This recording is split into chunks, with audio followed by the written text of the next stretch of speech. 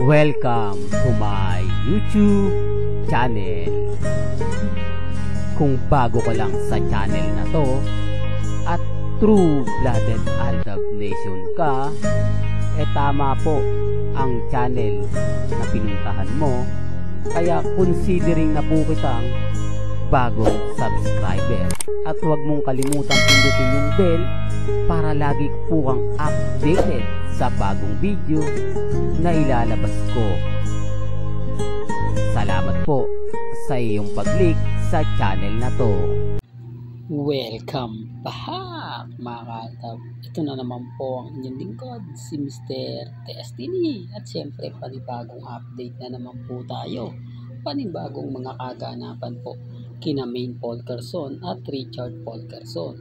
Siguro naman po hindi naman lingid sa inyong kaalaman na yung mga mala-ninja moves ng dalawa talaga naman pong pinagpepiestahan at pinag-uusapan. Marami nagulat sa post ni Mengay na bakit pumunta pa siya ng abroad, bakit pumunta pa siya ng Japan, gayong may issue sa pag-travel niya. Talagang matigas ang ulo ni Mengay. Alam nyo, pinapatunayan lang po ni Mengay na hindi po siya affected.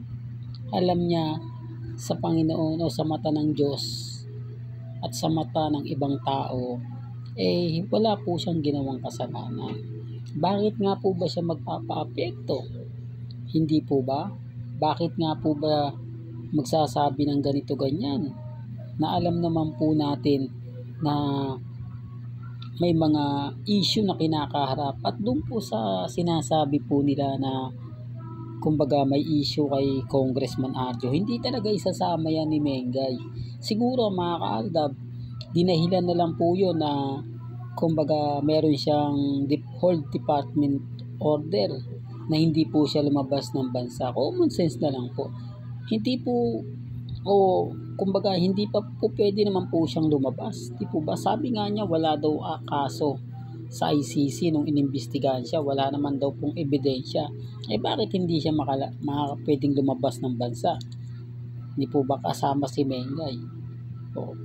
Ibig sabihin lang po mga kaaldab, malabo na, imposible na po yung mga sinasabi po nila sa social media. Hindi po ba? Gusto lang po kasi nilang idikit si Mengay, parusahan si Mengay sa pagkakasala ni Congressman Arjo. Idiin si Mengay sa mga issue sa flood control project.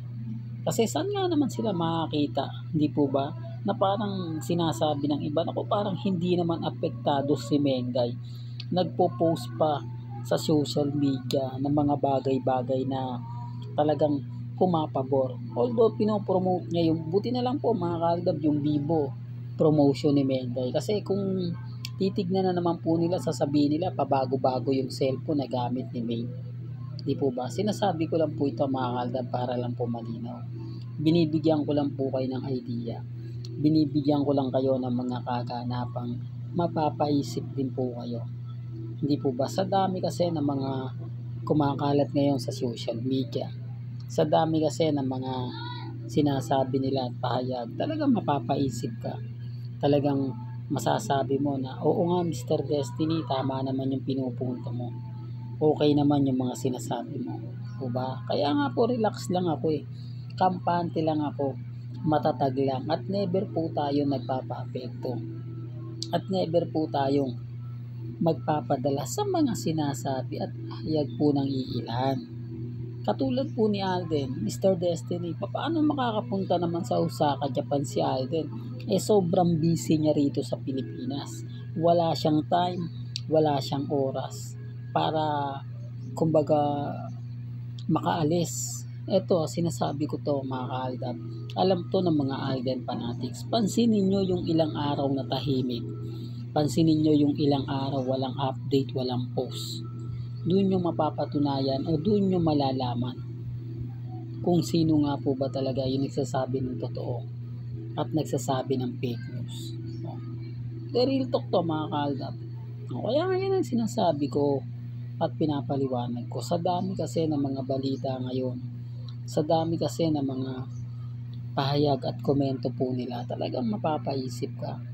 Talagang kayo na po makapagsasabi, kayo na po makapagpapatunay, diba, na ang pinupunto lang natin o ang sinasabi lang natin kung ano po yung nangyayari at nagaganap. Si Alden Richards, mala ninja boobs yan hindi po ba? Kaya nga tinawag siyang, kumbaga, yung tipong nawawala, di po ba? Na biglang magugulat ka, nandyan na sa likod mo. 2016 pa, ginagawa na yan ni Alden. Pansin nyo yung sa Boracay, hindi po ba? Nasabi ni Mengkay, may gig si Alden, may ganap, hindi po ba, na hindi makakapunta. Nagulat na lang po siya, hindi po ba, nang pumunta si Alden Richards. Doon pa lang may mali na Paano nagagawa ni Alden Richards? Sabi ko nga po sa inyo, malapit lang po ang Osaka, Japan. At si Mama Ten, walang update, walang ganap. Hindi po niya lagi kasama. Doon pa lang dapat magtaka na kayo Hindi po ba? Doon pa lang may isip niyo na nasan kaya si Mama Ten? Bakit kaya hindi nagpapakita si Mama Ten? Ano kayang ganap kay Mama Ten at wala siya? Wala namang post na sobrang busy siya sa pagmamanage ng napakalaking concert na gaganapin sa Laguna sa 15th years anniversary ni Alden Richards. Sinasabi ko lang po ito mga kaldab para lang po malinaw, para din po alam po ninyo. Kaya alam po siyempre kapag maraming hater sa akin, maraming komento, abay normal lang po yan. Alam ko naman na walang maniniwala sa lagi nating sinasabi. Alam naman natin na lahat ng mga tao pambabatikos po yung binabanat sa akin. Yung tipong keso ganito, yung tipong keso ganon. Pero sa mata po ng mga ilang netizen, alam po nila na yung sinasabi ni Mr. Destiny, mga ina-update ni Mr. Destiny, 101% totoong nagaganap, totoong nangyari. Although wala tayong ebidensya at resibo. Wala tayong maipapakita gaya ng gusto po nila. Di po ba? At least naniniwala po ko sa mga taong nagmamahal at sumusuporta po kina Alden Richards at kay Maine Paul Person. Yun naman po tayo, di po ba? Hindi ko ginagawa na mag-edit para lang makakuha ng simpatya. Para lang mga sabi na totoo po tayo. Di po ba? Alam naman natin sa bandang huli na hindi po totoo yung mga video na ginawa mo. Dahil alam mong inedit mo lang yun Pero kung ganito, simpleng post, simpleng update lang, abay bahala na po sila kung ano yung sa palagay nilang tama.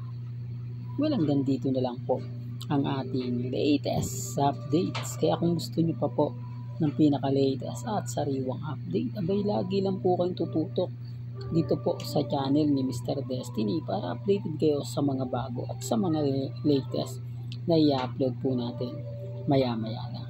Hanggang sa muli, salamat po sa panonood at pakikinig.